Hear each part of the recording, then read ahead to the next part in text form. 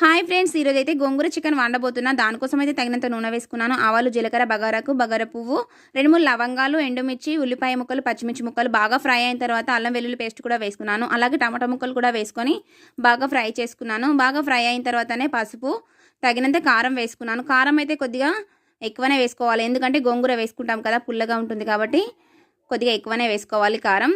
బాగా ఫ్రై అయిన తర్వాత గోంగూర కూడా వేసుకొని పైన వాటర్ పెట్టుకొని గోంగూర మెత్తగా ఉడికేలాగా ఫ్రై చేసుకోవాలి.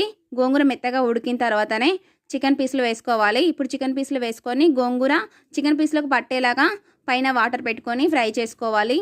అలాగే కొద్దిగా గరం మసాలా కూడా వేసుకొని పైన వాటర్ పెట్టుకొని ఫ్రై చేసుకోవాలి. దగ్గర ఫ్రై కావాలనుకునే వాళ్ళు మాత్రం వాటర్ పోసుకోకండి. నాకు కొంచెం సూప్ లాగా కావాలని కొన్ని వాటర్ పోసుకున్నాను. ఇప్పుడైతే తగినంత ఉప్పు వేసుకొని నార్మల్ మూత పెట్టుకొని ఉడికించుకున్నాను. లాస్ట్లో కొత్తిమీర వేసుకొని స్టవ్ ఆఫ్ చేసుకున్నాను. అంతే, గోంగూర చికెన్ రెడీ అయిపోయింది. సబ్స్క్రైబ్ చేయడం మాత్రం మర్చిపోకండి. లైక్